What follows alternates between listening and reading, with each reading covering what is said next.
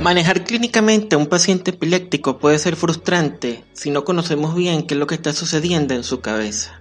La convulsión es un signo clínico con una presentación consistente, pero a la vez puede tener una causa muy diversa. Para poder afrontar clínicamente de forma exitosa estos animales, tenemos que conocer muy bien las clasificaciones de la epilepsia. No se puede tratar bien lo que no se conoce. Soy Luis Esteban Ruiz, director de Bec Plus, y hoy seguimos con las sesiones de estudio de Bec Plus, aquí en nuestro canal Bec Plus Academy, con la lección 2, clasificación de la epilepsia canina, parte 1.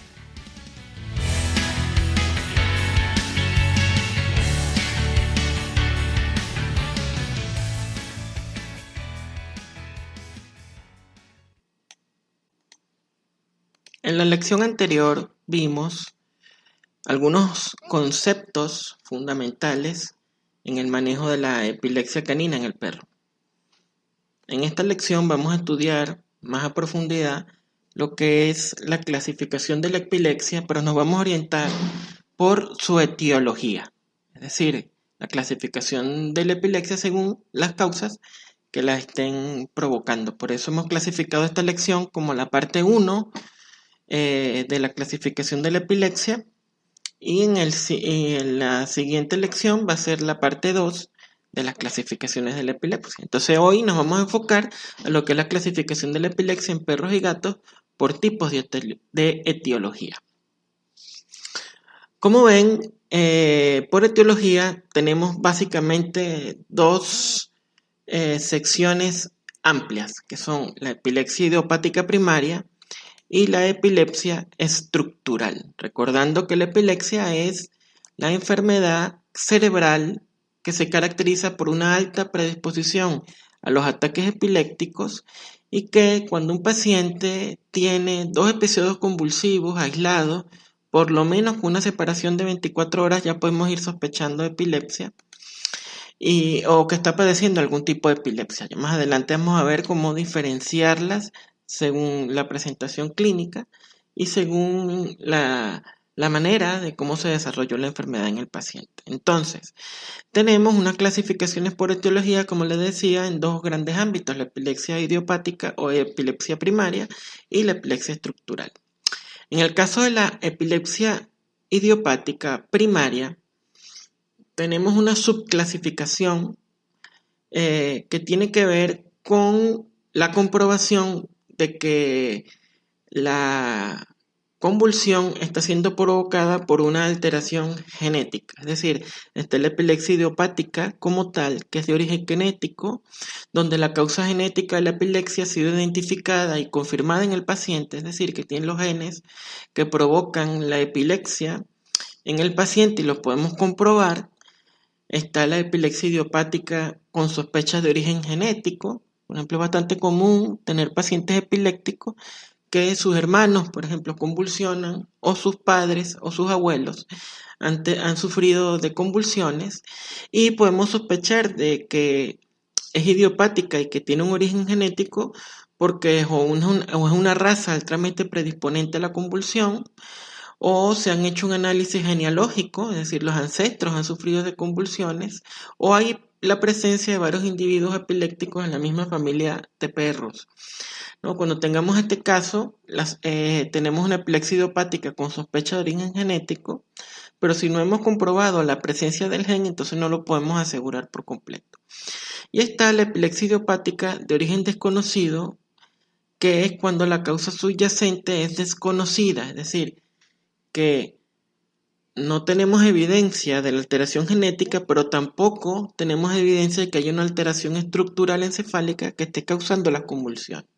En este caso, vamos a hablar entonces de epilepsia idiopática de origen desconocido.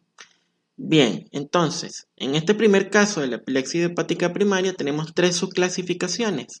La epilepsia idiopática de origen genético, cuando logramos comprobar que el gen responsable de la epilepsia está presente.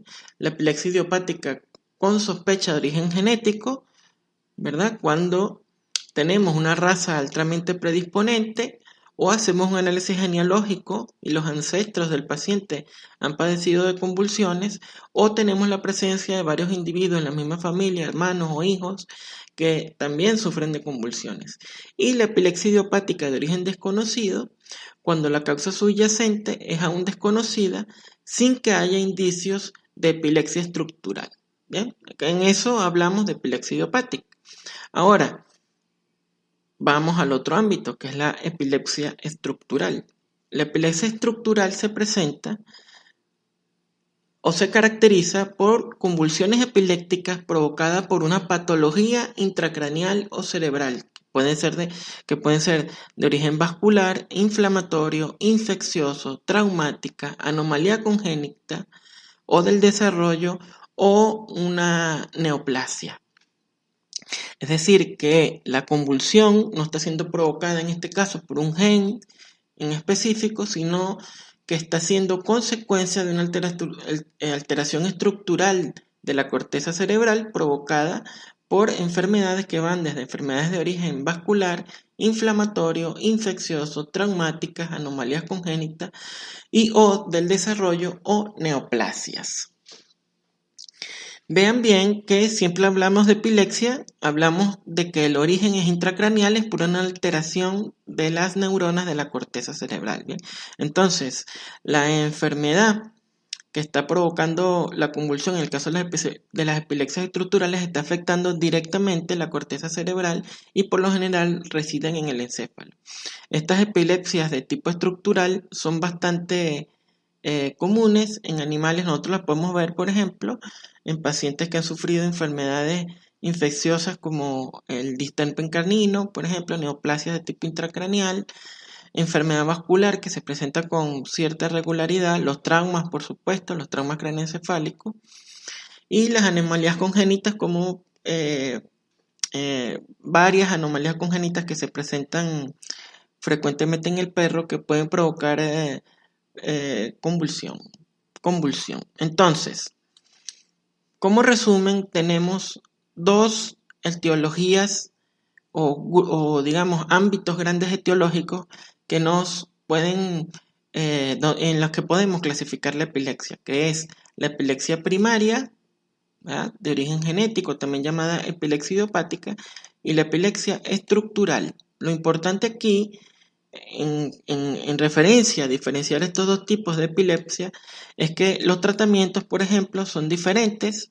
En la epilepsia estructural, en algunos casos se puede tratar la causa primaria, la enfermedad subyacente, y en el caso de la epilepsia primaria simplemente se controlan los signos clínicos con el uso de anticonvulsivos. Y los abordajes pueden diferenciarse si no sabemos bien cómo diferenciar este tipo de clasificaciones. Algo que me ha resultado útil en la práctica para diferenciarlos es establecer la frecuencia de la convulsión en el paciente. Por ejemplo, las epilepsias idiopáticas primarias tienden a tener periodos interictales largos y las epilepsias estructurales tienden a tener una frecuencia alta, es decir, más de una convulsión en un periodo de 4 semanas. Entonces, cuando tengan pacientes que convulsionan semanalmente, o cada 2 días, o cada 15 días, o cada 3 semanas, es probable que la causa sea alguna anomalía, una anormalidad o alguna enfermedad estructural, y que si tenemos pacientes que convulsionan una vez al mes, una vez cada 2 meses, una vez cada 3 meses, es muy probable que la enfermedad sea una epilepsia primaria idiopática.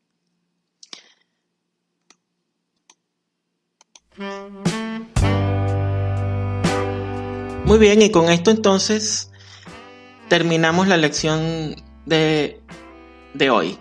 Es importante que conozcamos estas clasificaciones por etiología porque, como les comentaba, los tratamientos pueden variar y si no hacemos el tratamiento adecuado, entonces podemos tener frustraciones a la hora de controlar la convulsión en el paciente.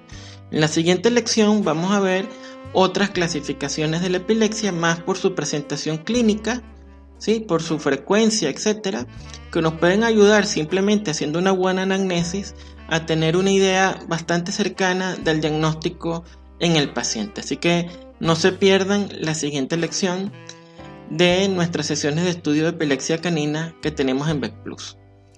Algo adicional es que esta vez le estoy dejando unas láminas con las clasificaciones que hablamos en la lección de hoy, de manera que las puedan imprimir y las puedan tener en un lugar visible de su consultorio a manera de estudio y de recordatorio cuando vean pacientes con estas enfermedades. Sin más que decirles, entonces, espero nos veamos en un par de días, nos escuchemos en un par de días, y cualquier comentario lo pueden dejar en la sección de comentarios que aparecerá aquí debajo del audio. Que tengan una feliz semana y nos vemos pronto. Les habló Luis Ruiz, director de Vet Plus. Un abrazo para todos.